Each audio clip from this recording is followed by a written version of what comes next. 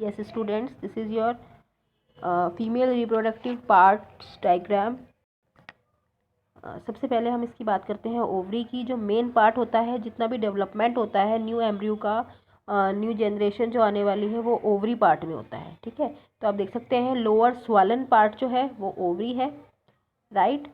और इसके अलावा इसमें इसकी नेक है, और नेक के अलावा इसमें अपर पार्ट प्रेजेंट होता है जिसे स्टिग्मा कहा जाता है। और इसी के साथ आप देख सकते हैं इसके ऊपर पॉलन ग्रेन्स भी प्रेजेंट है। पॉलन ग्रेन्स इट मीन्स इसमें फर्टिलाइजेशन को भी एक्सप्लेन किया गया है। जो पॉलन ग्रेन्स है आप देखिए ऊपर इसके आके पॉलन ग्रेन्स जो है वो अटैच हुए हैं। अटैच होने के बाद में उन्होंने क्या किया है, पॉलन ट्यूब फॉर्म किए। ठीक है, you can see easily pollen tube form किए, और वो पॉलन ट्यूब जो है वो जाके अटैच हो रही है फीमेल जर्म सेल के साथ। तो इस तरह से मेल जो जर्म सेल है वो फीमेल जर्म सेल के कांटेक्ट में आ रहे हैं। So let's continue.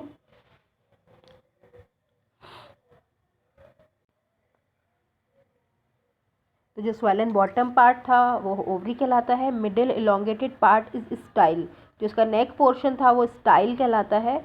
The ovary contains next is the terminal part which may be sticky to it is the stigma. और जो अपर पार्ट है जहाँ पे आके पॉलन ग्रेन्स अटैच होते हैं वो स्टिकी होता है। स्टिकी यानी कि ईजिली उस पर आके अटैच हो जाते हैं जो पॉलन ग्रेन्स हैं, और इसे हम कहते हैं stigma. The ovary contains ovules and each ovule has an egg cell, यानी कि जो भी फीमेल रिप्रोडक्टिव पार्ट होता है उसकी हर ओवरी के अंदर ओव्यूल्स प्रेजेंट होते हैं, और ओव्यूल्स के अंदर ही इसमें एग सेल्स प्रेजेंट होती हैं। The male germ cell produced by pollen grains fuses with the female gamete present in the ovule. और अभी मैं आपको बताया था, डायग्राम के थ्रू एक्सप्लेन किया था कि किस तरह से मेल जर्म सेल्स जो है वो अटैच होती है स्टिग्मा पे, और फिर अटैच होने के बाद में पॉलन ट्यूब बनाती है, और फिर जो पॉलन ग्रेन्स के अंदर जो मेल गैमेट्स प्रेजेंट है, कंप्लीट पॉलन ग्रेन अंदर एंटर नहीं हो रहा है। ओके, जो इसके अंदर मेल जर्म सेल्स प्रेजेंट होती हैं वो एंटर होती हैं और फीमेल जर्म सेल के साथ जाके अटैच हो जाती है। The male germ cell produced by pollen grain fuses with the female gamete present in the ovule, और फीमेल गैमेट प्रेजेंट होते हैं ओव्यूल के अंदर। This fusion of the germ cell or fertilization gives us the zygote which is capable of growing into a new cells। तो इसमें male gamete जो है वो फीमेल गैमेट के साथ जाके अटैच हो रहे हैं, और जब भी गैमेट अटैच होते हैं तो इसे हम कहते हैं फर्टिलाइजेशन।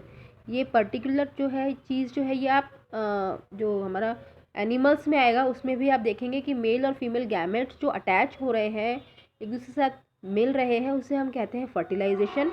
और फर्टिलाइजेशन होने के बाद जो सेल डेवलप होती है उससे बनता है जाइगोट, और यही जाइगोट में आगे जाके चेंजेस होते हैं, डिविजन्स होते हैं, और उसके बाद में एक न्यू प्रोजेनी डेवलप होती है, न्यू जनरेशन, और we can say new individual जो है वो फॉर्म होता है,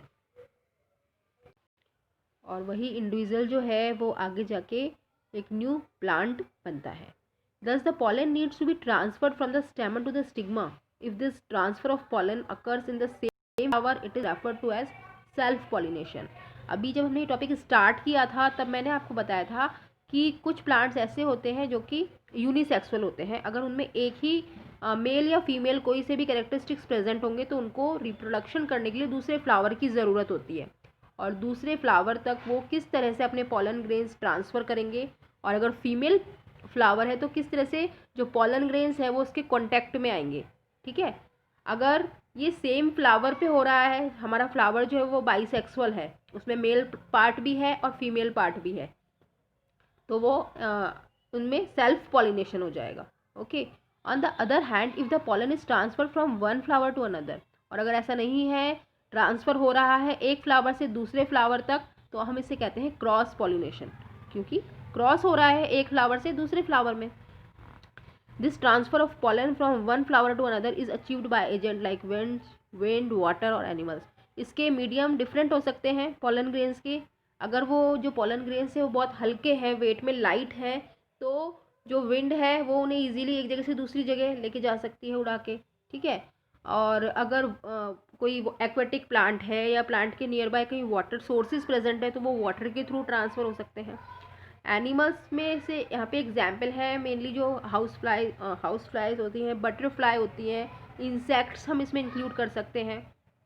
ठीक है, मेनली इंसेक्ट्स आते हैं। एनिमल्स का ये वहाँ पे ये मीनिंग नहीं है कि बहुत बड़े एनिमल्स, नो, बट वो भी मीडियम बन सकते हैं कि उनके लेग्स के साथ जो है वो एक जगह से दूसरी जगह चले जाए, फिर वहाँ वो इंसेक्ट के थ्रू फ्लावर्स तक ट्रांसफ़र हो जाए, तो इसके कई मीडियम्स होते हैं।